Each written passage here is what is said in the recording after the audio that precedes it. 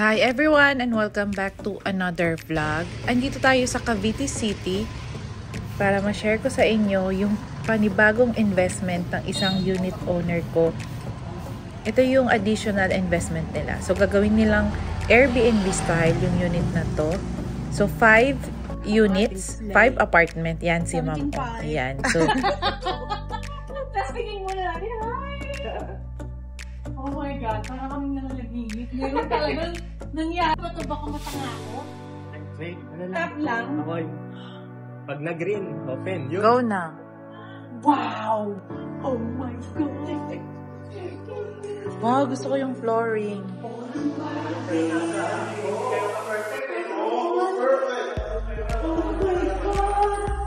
Ganda.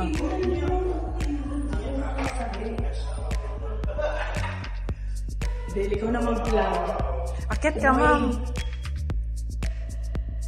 Para mo sabihin na, cool shit. O, tingnan mo ang aking. Digital. Oh, diba? Mag-push off mo lahat. Paano Ano? mo buksan to? Ay, wala sa wala sa American yan. I know. Joke lang. Paano ba to? Tama ba?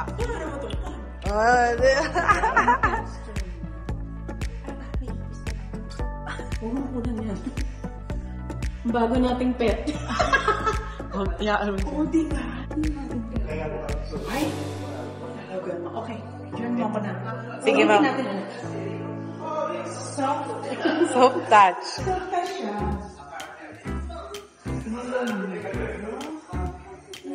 Ang door natin is kamago.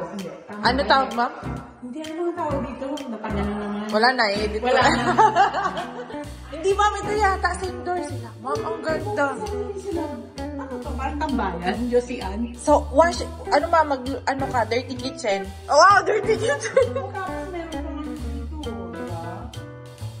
Oh, ito ay like this. Ibig sabihin, very maliwanag. Oo. Ano ito? Parang beer. Patingin, ma'am. Oh, super big, super cute. Ma'am, ang ganda. Saglit, hindi ko makita yung mukha ko. Ay, kami. Ito pa. Saglit lang.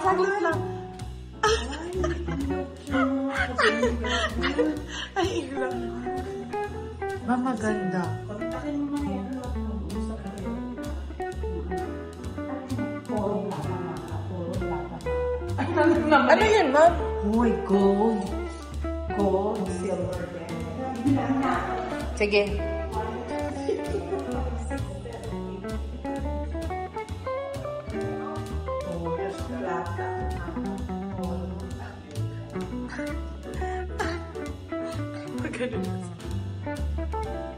Silver, plaza.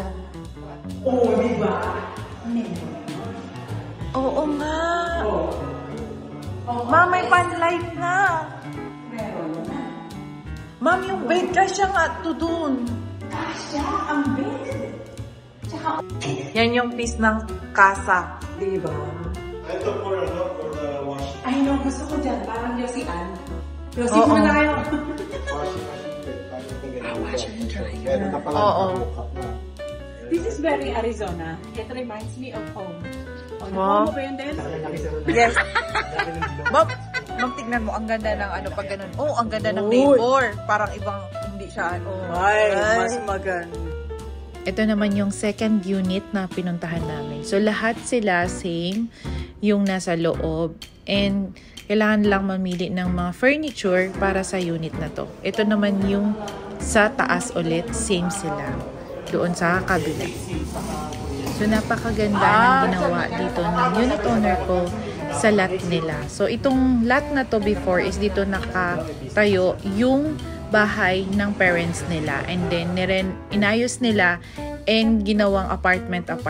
And soon, sa Airbnb, ililist nila to yung 5 apartment na ginawa nila.